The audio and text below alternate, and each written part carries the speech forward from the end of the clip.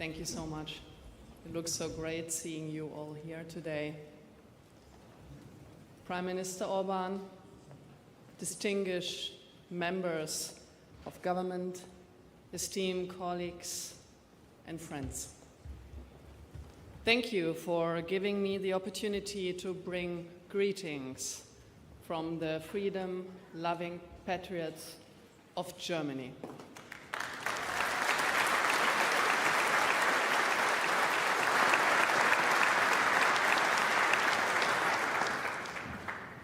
It's my honor to address you as the chair of the Alternative for Germany, the leading patriotic opposition party in Germany, the second strongest political force nationwide, and the next ruling party.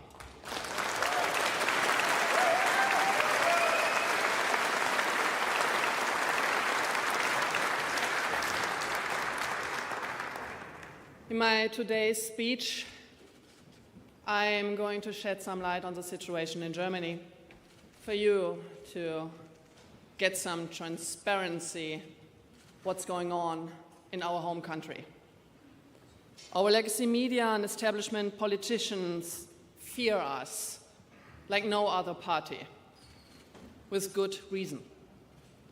More and more voters in Germany are simply fed up with being lied to and watching their quality of life deteriorating year for year.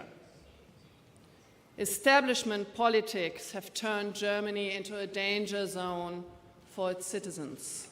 Its people suffer from mass migration, exploding crime rates, high taxes and energy prices, inflation, and the destruction of wealth. That's why they voted out the old left-green government, only to get a government that continues down the same disastrous path. They got a government that pretends to prevent illegal immigration while leaving the gates wide open. In a futile attempt to evade his domestic problems, our Chancellor travels the world, fomenting conflict and throwing German taxpayers' money out of the window, as we see in the Ukraine. But when it comes to the daily horrors of imported migrant violence and Islamist terror on the streets, our Chancellor remains silent. Mr. Merz won the election with copy and paste promises taken from us, the Alternative for Germany's program.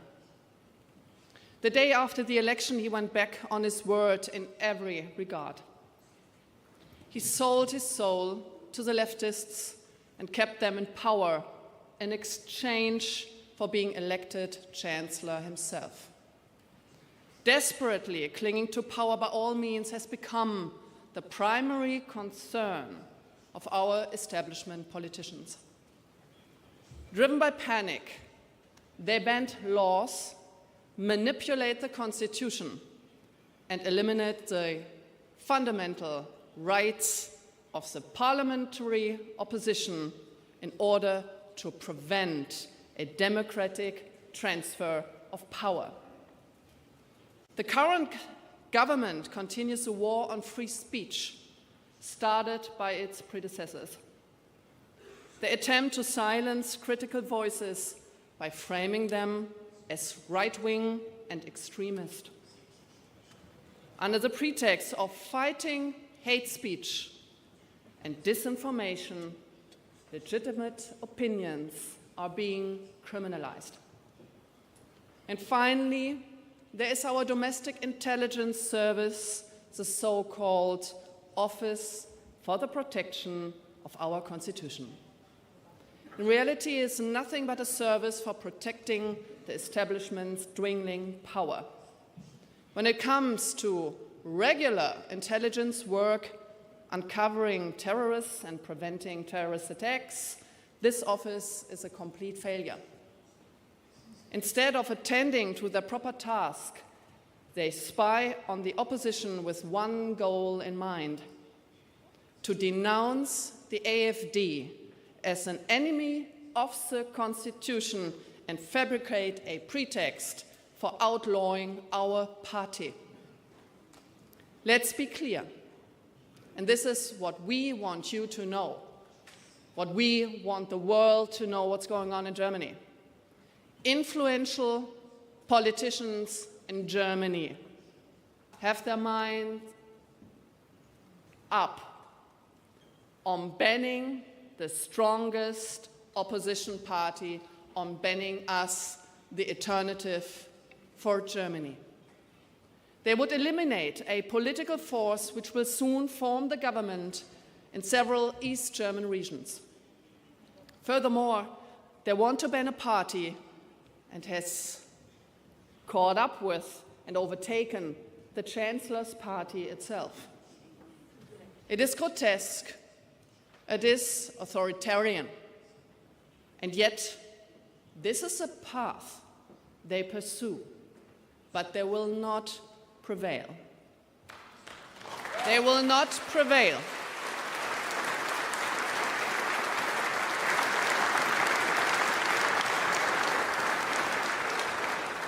The reason for these absurd schemes is very simple. Only by excluding our party from government can the woke leftist elites cling to power against the will of the majority. They refer to the leftist dogma as a firewall against the right-wing tide. Let's call it what it really is. It is a panic room of an anti-patriotic, woke establishment that is running scared. In their panic,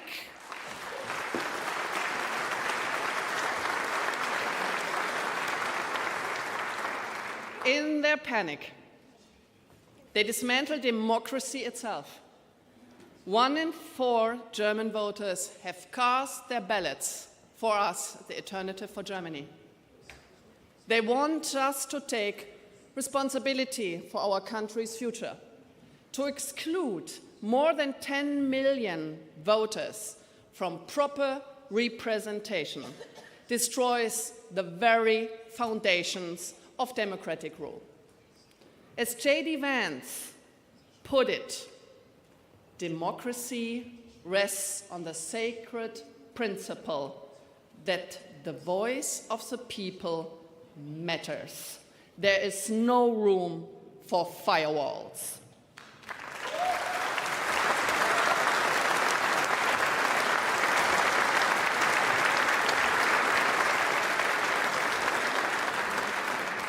Thank you, Mr. Vice President, for these words in your magnificent speech on the Munich Security Conference. It restored confidence in the minds of countless European citizens. It is my firm belief that the future of our civilization is not merely a question of right versus left. Today, the true front line runs between authoritarian centralism and bureaucratic paternalism on the one side, and those who believe in and defend civil, economic, and intellectual freedom in our countries on the other.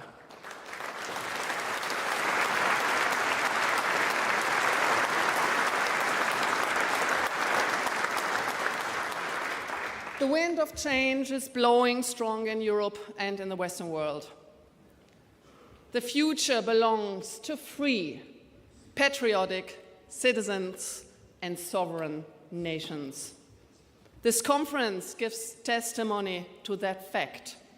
Prime Minister Viktor Orban, thank you and your country for hosting us. You are truly a beacon of freedom. Thank you.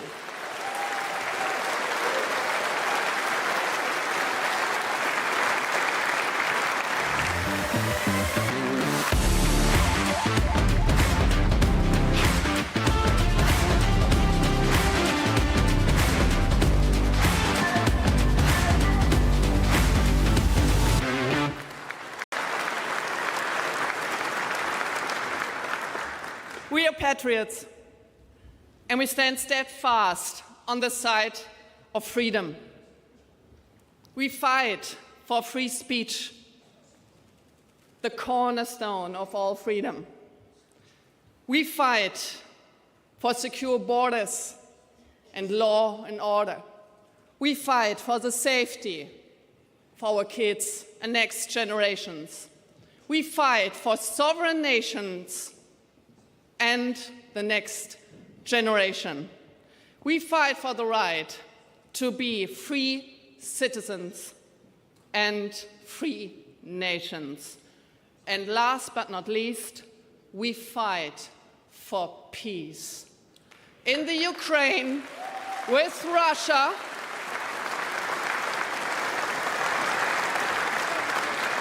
and we fight for good relations to our neighbors and to the USA. Let's make Europe great again together. Thank you so much for having me here. Thank you. Now you can play the music.